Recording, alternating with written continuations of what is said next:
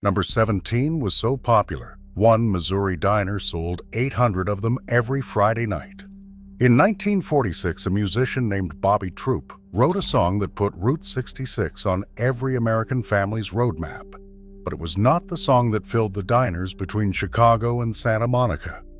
It was the smell of coffee at 6 in the morning and the sound of a screen door slapping shut behind a tired father looking for a hot meal. Number 3 was perfected by a Texas roadhouse cook who never expected it to become America's road trip dinner. And number 1, the simplest thing on the menu, kept more Route 66 cafes in business than any chrome jukebox ever did. Hit that subscribe button. Let us count down the 25 forgotten roadside meals families stopped for across America. Number 25, the cherry Coke at the soda fountain. Before anyone called it a road trip drink, it was just what your father ordered at the counter in a roadside drugstore outside Tulsa. The soda jerk pulled the lever for a glass of fizzing Coca-Cola, then pumped in a shot of real cherry syrup, cooked down from cherries and sugar, not the chemical red stuff in plastic bottles today. A maraschino cherry on top, a paper straw for your sister, a dime in 1955. The cherry syrup pooled at the bottom of the glass, so the last sip was always the sweetest.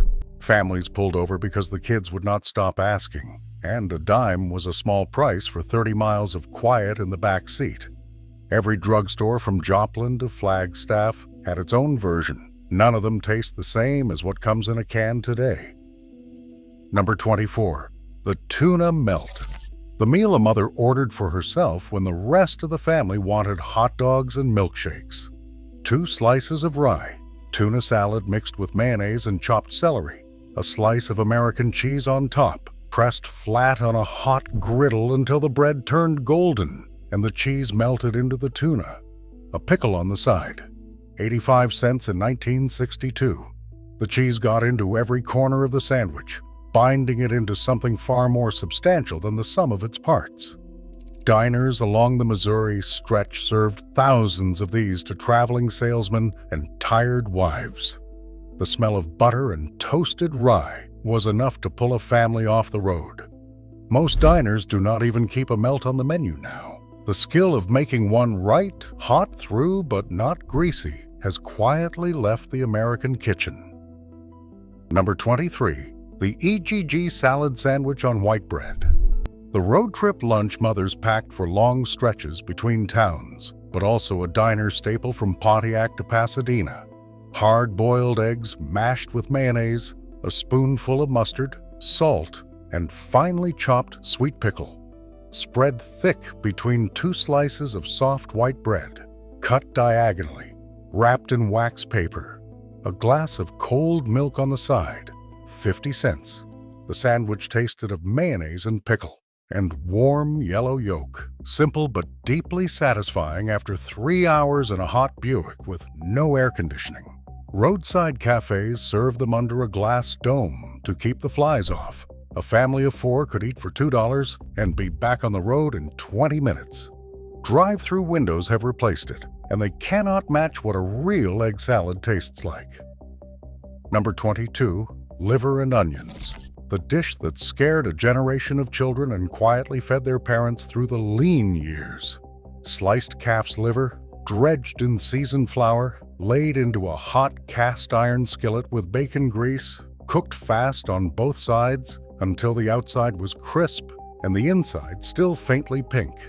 A mountain of caramelized onions on top, mashed potatoes, a puddle of pan gravy, the cheapest hot plate on the menu, around 65 cents in the late 1950s. Truckers ordered it because their mothers had made it. The iron kept a man going for 10 hours on the road. The onions, slow cooked into sweet golden ribbons, did the heavy lifting on flavor. Most modern diners will not touch this anymore. Done well, it is one of the best plates of food a person can eat. Done wrong, it ruined dinner for a whole generation. Number 21. Sopapilas with honey. As Route 66 crossed into New Mexico, the food changed. The diners served chile, The bread turned into tortillas, and dessert came in the form of a sopapilla, small pillows of fried dough, golden brown and puffed full of hot air, served on a plate with a small, bear-shaped bottle of honey. You bit the corner off, drizzled honey inside, and watched it disappear into the steam. A plate of 3 cost 25 cents in 1958 and was usually given free at the end of a meal in places like Tucumcari and Santa Rosa. The dough was simple: flour, lard, salt, and water. But the technique mattered. The oil had to be exactly right, hot enough to puff the dough on contact, but not so hot it browned before the inside cooked through. Children pressed their noses to the kitchen window to watch the dough balloon into pillows. Families would stop in Albuquerque specifically because they remembered the sopapillas from the year before. This was dessert that felt like a discovery, even the second time around. Number 20, the patty melt on rye. Some sandwiches need a real diner griddle to taste the way they should. A patty melt is one of them. A thin patty of ground beef, about 1/3 of a pound, smashed flat and seared on a flat top until the edges crisped. Then onto a slice of rye bread that had been laid in butter on the griddle, a pile of caramelized onions on the meat, a slice of Swiss cheese on top of that, another buttered rye on top, and the whole thing pressed and flipped until both sides were dark golden and the cheese had melted down into the beef. The bread tasted of butter and beef fat. The onions tasted of an hour in a slow pan. The cheese ran into the meat in long, stretchy threads. A patty melt with fries was 90 cents at most, Route 66 diners, in 1963. Today, the chains have tried to put this on a menu, and nobody knows why it does not taste right. The answer is that a chain griddle is not seasoned with 30 years of patty melts. Some flavors only build over time. Here is the part of the story most travel guides will never tell you. The Roadside Diner along Route 66 was not just a restaurant. It was a piece of social infrastructure that held the country together in the years before the interstate highway system erased it. A family driving from Chicago to Los Angeles in 1955 was on the road for 6 days. They could not stop at home for lunch. There was no fast food yet. McDonald's existed but had barely begun to spread west. So every 20 or 30 miles, in towns nobody outside the county had heard of, a small cafe served hot food to strangers passing through. The waitress remembered your face by the time you ordered dessert. The cook came out to ask where you were headed. People left phone numbers on napkins for cousins they had not seen in a decade. This was the network. When the interstates came in the 1960s and the 1970s, they did not just bypass the towns. They bypassed the whole way Americans had been eating on the road for 40 years. Number 19, the Sloppy Joe. A real Sloppy Joe is not the sweet, ketchup-heavy thing that comes out of a can today. The original Roadside version was ground beef, browned in a skillet with diced onion and green pepper, simmered with tomato sauce, a splash of Worcestershire, a spoonful of mustard, salt, pepper, and a small pinch of brown sugar. The whole thing thickened down until it was rich and savory and just slightly sweet. Spooned onto a soft hamburger bun, eaten with a knife and fork because there was no way to pick it up without losing half of it. 45 cents in 1957. Cafes from Galena, Kansas to Holbrook, Arizona kept a pot of Sloppy Joe filling warm on the back of the stove all afternoon. The flavor deepened as it sat. A truck driver could pull in at 4 in the afternoon and get a hot meal in 90 seconds. A family of 4 could eat Sloppy Joes and a shared plate of fries for under $2.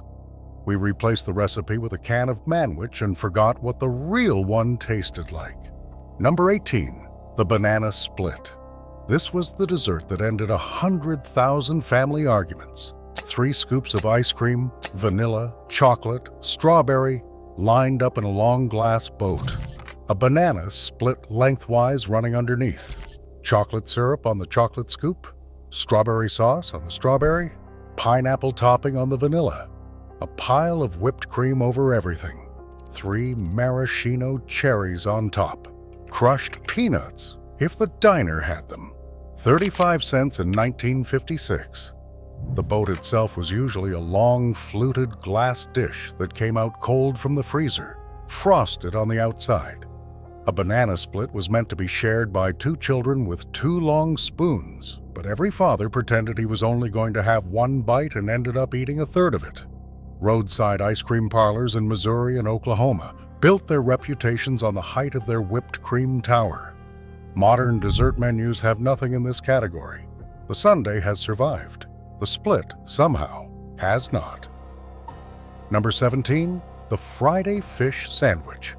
Across the Catholic stretches of Illinois and Missouri, Friday meant fish, and the roadside diners knew it. The fish sandwich was a thick fillet of breaded cod or perch, fried in a deep cast iron pan until the outside crackled and the inside flaked white and tender. Laid on a soft bun with a thick smear of tartar sauce, a leaf of iceberg lettuce, and a slice of American cheese. Lemon wedge on the side. Coleslaw. A handful of fries. 75 cents in 1960. The diners along the old Route 66 between St. Louis and Springfield went through pallets of frozen fish every week because the truckers and the families and the Friday night out couples all ordered the same thing. One small cafe in Cuba, Missouri, reportedly served 800 fish sandwiches on a single Friday in 1958. The smell of frying fish in the parking lot was a kind of advertisement. Today, drive-through chains have tried to replicate the fish sandwich, and they sell millions. But a fresh fillet, fried in a real pan on a bun a baker delivered that morning, is something else entirely. Number 16, the cinnamon roll, the size of a saucer. The breakfast item that made grown men cry quietly into their coffee. A roadside cinnamon roll was not the dainty pastry sold at airport kiosks. It was a yeast-raised behemoth, the size of a small dinner plate, baked in a sheet pan with 11 of its siblings, pulled apart with a fork, and drowned in white sugar icing that pooled on the plate. Inside, the dough was laced with cinnamon, brown sugar, and butter in spirals so generous that every bite was sticky. Some cafes serve them warm with an extra pat of butter melting on top. 20 cents in 1959. The cinnamon roll was usually the first thing a diner baked at 4 in the morning, and the smell of it traveled across 2 parking lots. Families on Route 66 planned their morning drives around hitting a particular town in time for breakfast because the cinnamon rolls at one cafe were known for 30 miles in either direction. Pastry chains today produce cinnamon rolls by the millions. None of them have the texture of one pulled from a sheet pan by a woman in an apron who has been doing it for 30 years. Number 15, pancakes with real maple syrup.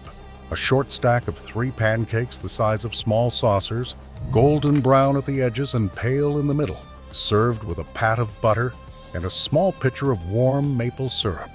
The batter was sourdough that roadside cooks kept alive on the back of the stove, feeding it with flour and water every day for years. That long fermentation gave the pancakes a slight tang and a tender, almost custardy center that boxed mix can never produce. The butter melted into the top pancake. The syrup pooled on the plate. A short stack with 2 strips of bacon, 40 cents in 1954. Families ordered them because they were the cheapest hot breakfast on the menu, and the children ate them without complaint. A pancake done right has a slight chew at the edge and a soft middle. Most modern pancakes are flat and tough because the batter has not had time to do anything.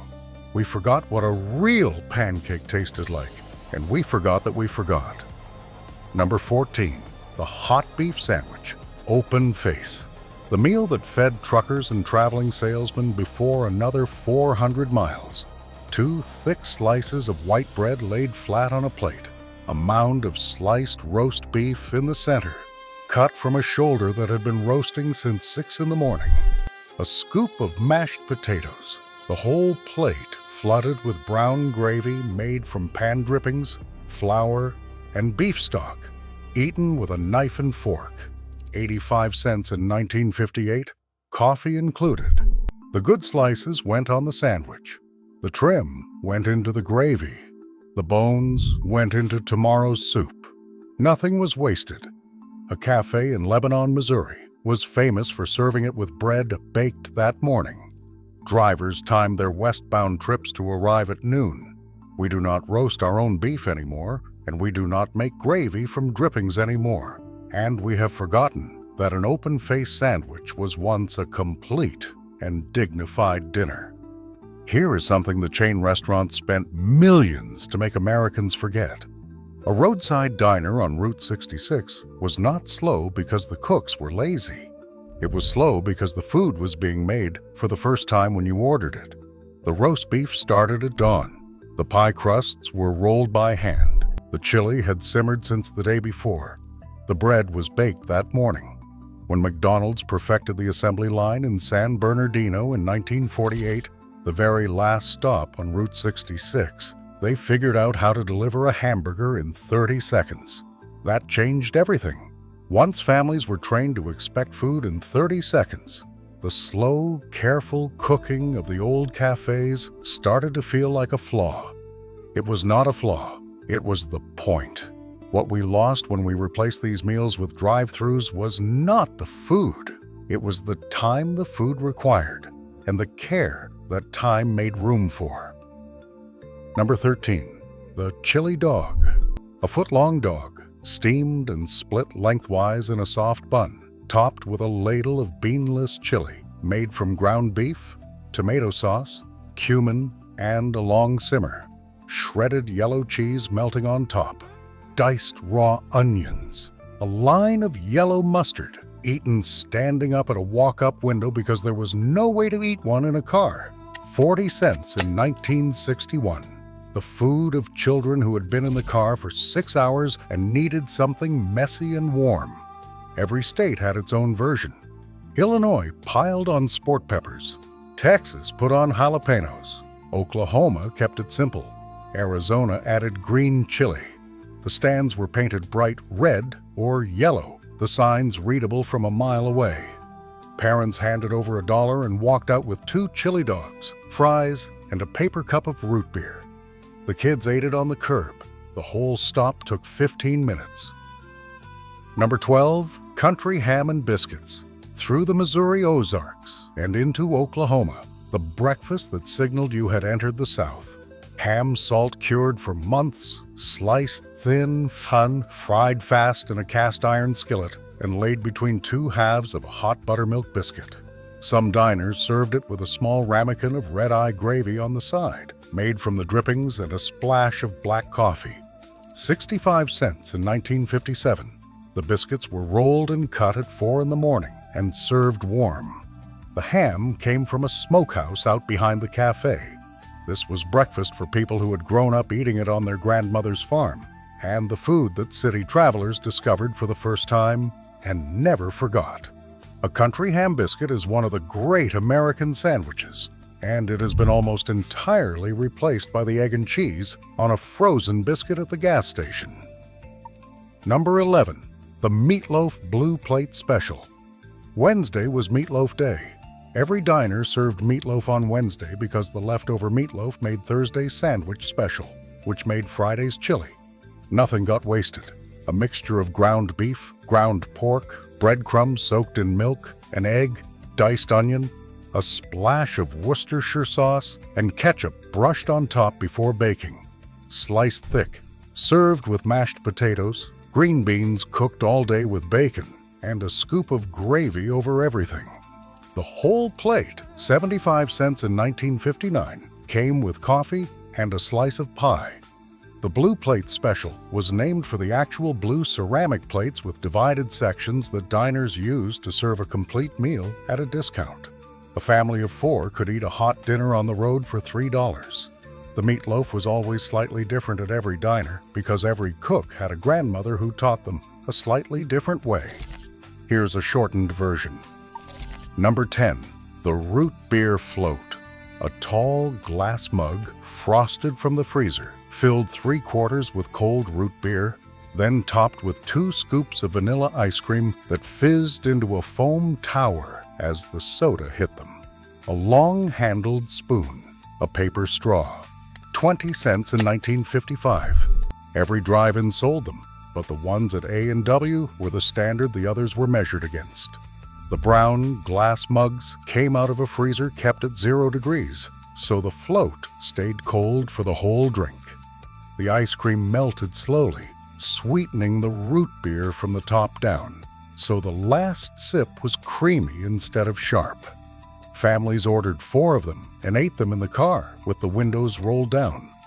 A root beer float was the dessert that came with the road, the thing that signaled the family was officially on vacation. The flavor has survived the chain era. The experience of pulling into a drive-in on a hot July afternoon to share one has not. Number 9. The Coney dog. Through Illinois and into Missouri, the Coney dog was the hot dog with a soul. A natural casing frankfurter snapped into a soft steamed bun, topped with a ladle of finely ground beef chili sauce, seasoned with cumin and cinnamon, a line of yellow mustard, and a heap of diced raw white onion. The sauce was not regular chili. It was thinner, more deeply spiced, almost Greek, brought over by immigrant cooks who landed in the 1920s. 35 cents in 1958. Eaten in 2 hands, leaning over the counter to keep the chili from running down your wrists. Coney stands were small, often a single counter with 8 stools, and they did the whole day's business in a 4-hour lunch rush. A man could eat 2 Coneys and a Coke in under 10 minutes, pay 60 cents, and be back on the road. The sauce recipe was a closely guarded secret, passed from cook to cook on a folded piece of paper kept in a coffee can in the kitchen. Number 8. The Frito Pie. In Texas and New Mexico, where Route 66 ran across the southern plains, a strange invention waited at every small-town grocery store. A small bag of Fritos, slit down the side. A ladle of red chili spooned into the open bag. Shredded yellow cheese on top. Diced onions. A plastic spoon stuck in. It cost 20 cents in 1962. You ate it standing at the counter or sitting on the bumper of your car.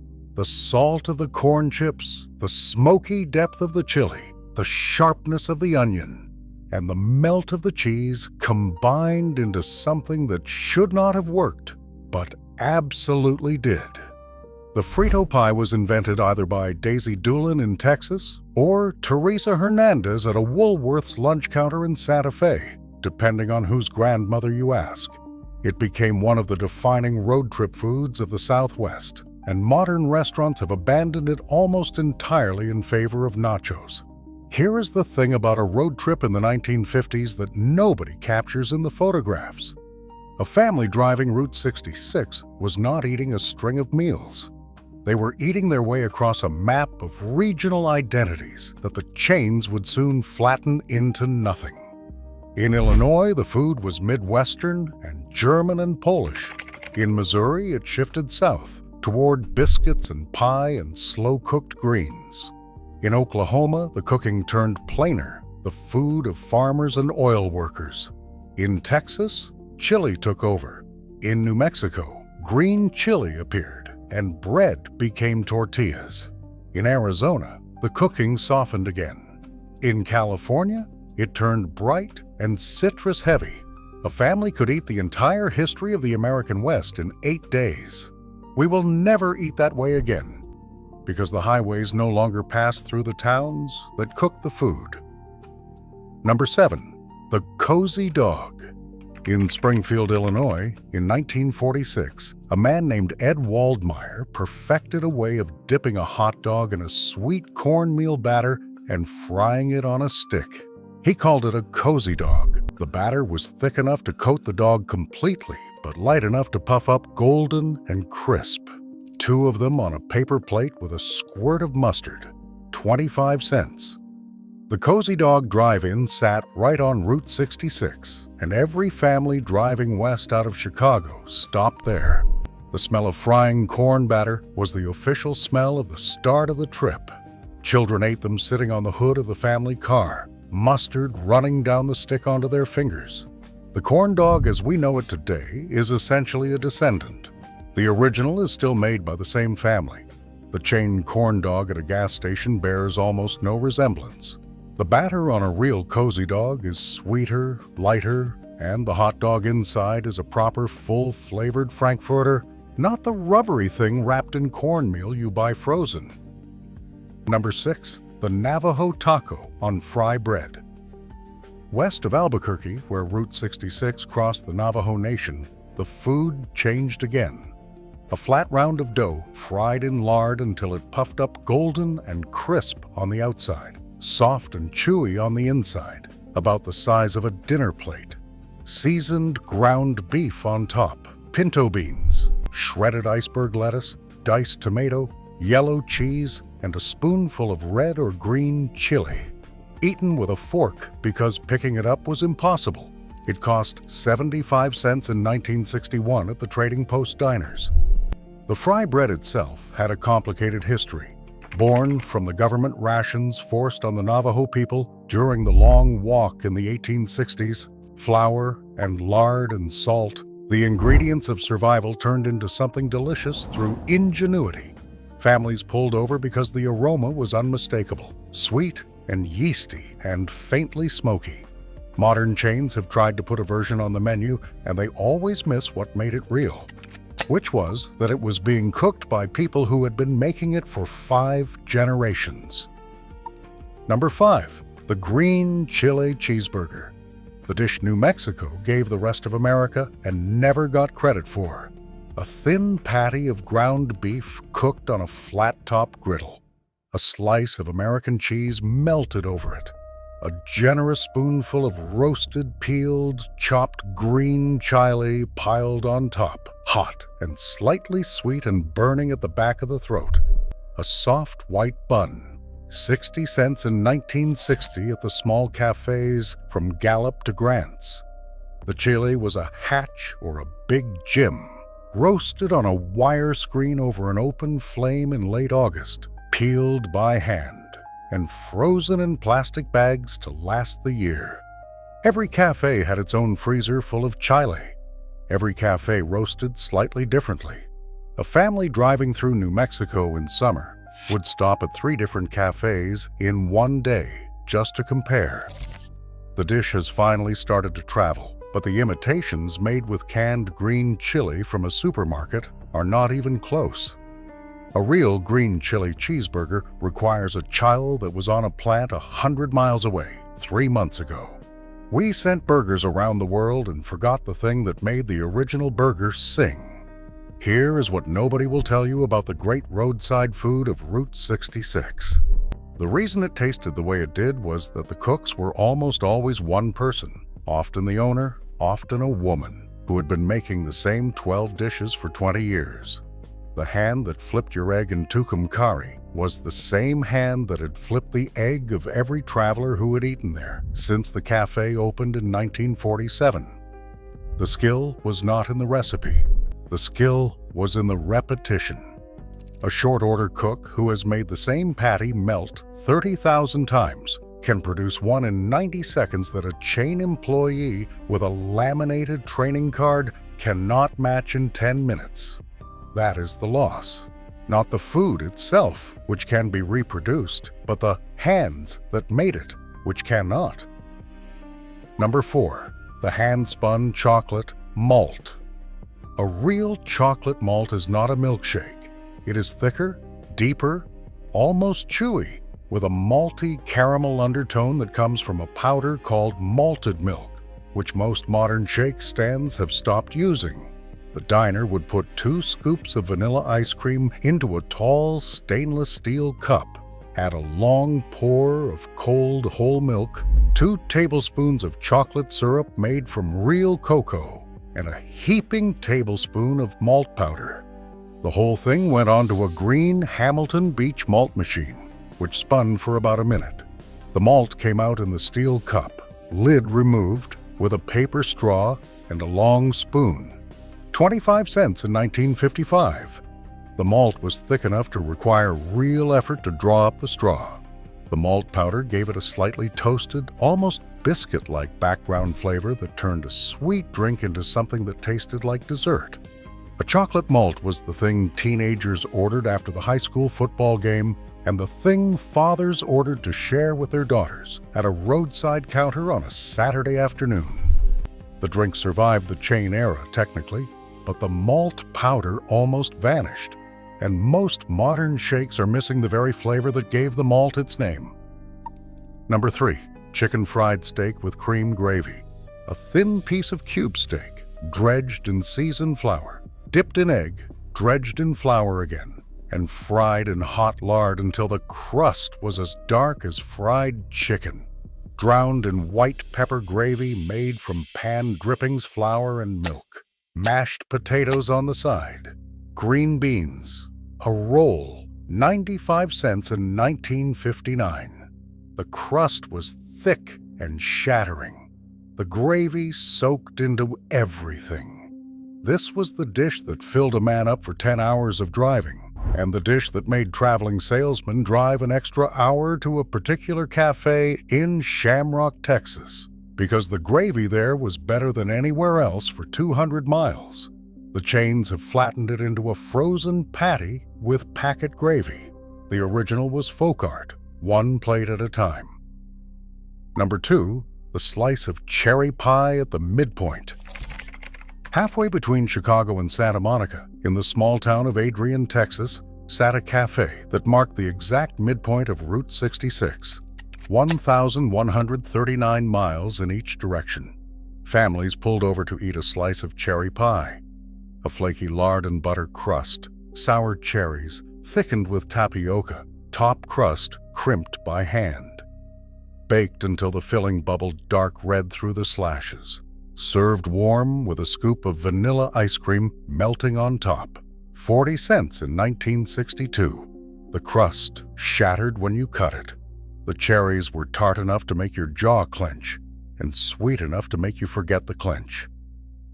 Number 1, coffee and a slice of pie at the counter. This is the meal that built Route 66. Not the burgers, not the regional specialties. A heavy white ceramic mug of black coffee, refilled as much as you wanted for a nickel, and a slice of whatever pie sat in the glass case behind the counter.